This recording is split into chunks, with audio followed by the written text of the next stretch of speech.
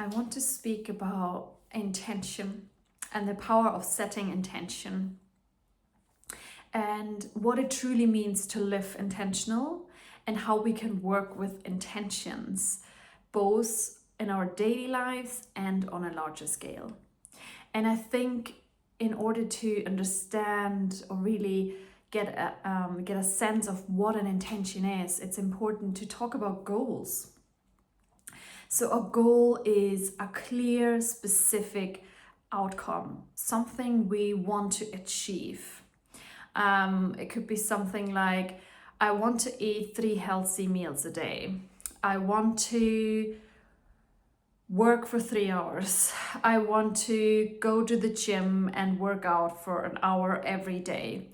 So goals are really, they're structured, they're measurable, they are really focused on the doing. And at the end of the day or at the end of the week, we can tick them off the list or we don't.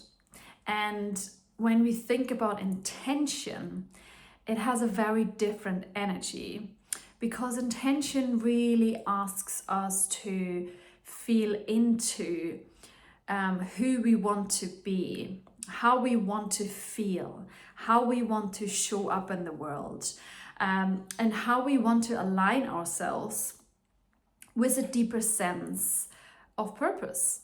So an intention is more focused on who we are being and how we are feeling when we live the intention, which is very different from a goal. So examples for that could be, I am listening to my body's needs. I am trusting myself. I am supported. I am deserving. I am kind to myself. So unlike goals, the intentions aren't rigid. They really require us to really stay present and respond to what is actually happening, rather than focusing on the outcome. And I think I'm going to bring in a personal example, because that always helps to deepen the understanding of what an intention is. So I went to a Kundalini yoga retreat last weekend, and my intention was that I want to build connections, that I want to feel held, I want to be part of a community, and really I want to enjoy the practices and the teachings and really absorb the experience fully. Now, as soon as we started our journey, I went with a good friend. Things didn't really go as planned. We got stuck in traffic. There was, we got stuck for much longer than we expected. I could already feel like almost the impatience building, the annoyance, the frustration. And by the time we arrived, I was tired. There was a sense of exhaustion, frustration, and my mind instantly started spinning. I'm too tired to enjoy this retreat. I won't be able to connect to the people if I feel in this way. I spent so much money and now we're late, and I feel tired and frustrated. And then, of course, as it kept unfolding that first night, I didn't sleep super well. I was still settling in. I woke up really early. And again, as soon as I woke up, my mind started creating a narrative, which was, I should be feeling different. Now I don't have the energy to enjoy this day fully. And now I won't be able to really absorb the practices. So my mind had already decided that I wouldn't get what I needed from the retreat before the experience had even unfolded. And this is where the real work of living with intention comes in. And because I have, done a lot of inner work, I have built a lot of awareness around the stories that I tell myself, the narrative that is always already there. And I realized that I was really resisting to meet what was actually here, rather than what my mind was telling me what was about to unfold or what was happening. My mind was telling me that the way I was experiencing myself, how I was feeling, was wrong. And it was pulling me away from my intention. It was pulling me away from connection, from joy and presence. And as soon as I was able to see the story, as soon as I was able to bring awareness to the narrative that was happening in my body mind, in the form of the thoughts and the tightness in my chest and the tiredness and the exhaustion and the grip I was finding myself in. As soon as I was able to see it as a story, as an experience moving through me, rather than me being overtaken by the experience, there was some space that opened up. There was a possibility for me to surrender.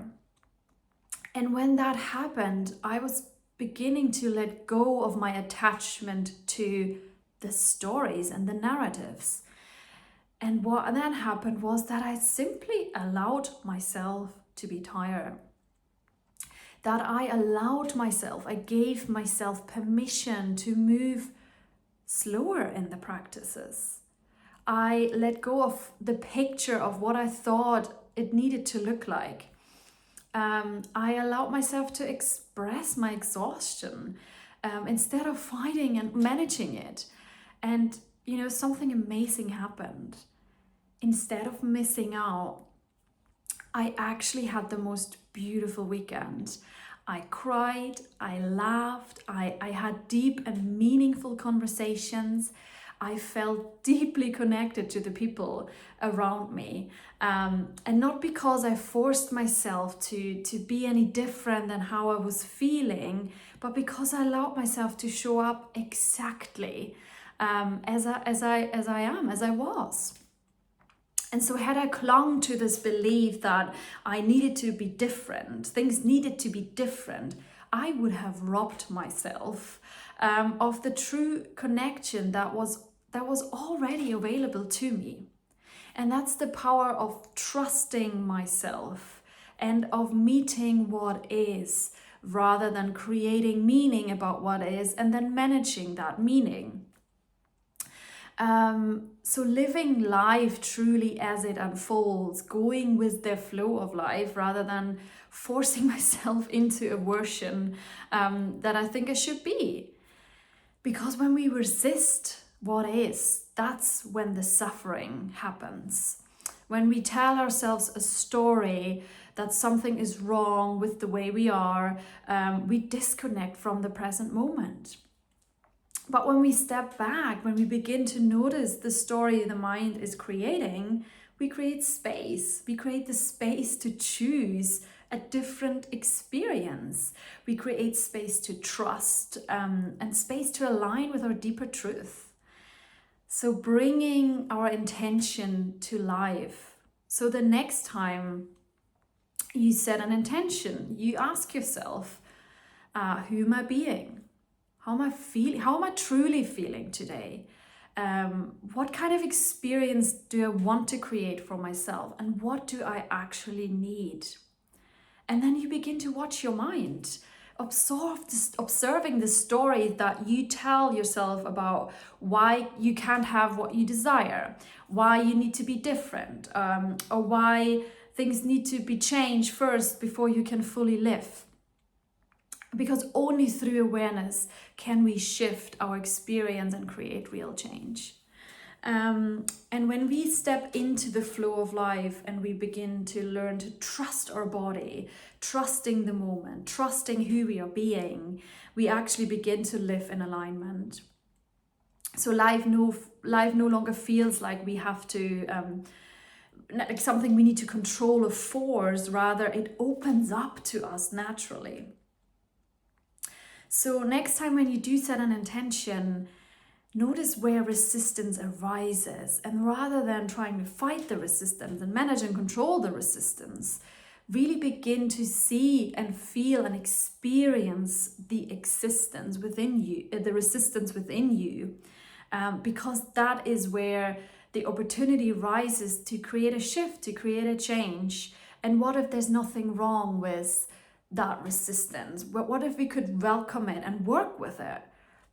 Because when we do set intentions, usually there is something in the way for us to live the intention. Otherwise, we wouldn't set it. And our only way to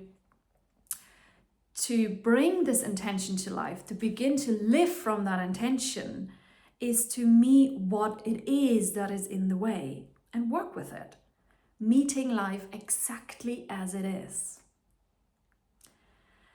So yeah, I hope this was helpful, and I would love to hear what you are taking away from this, how, if you've worked with intentions before. So please do let me know, and I always love to hear from you.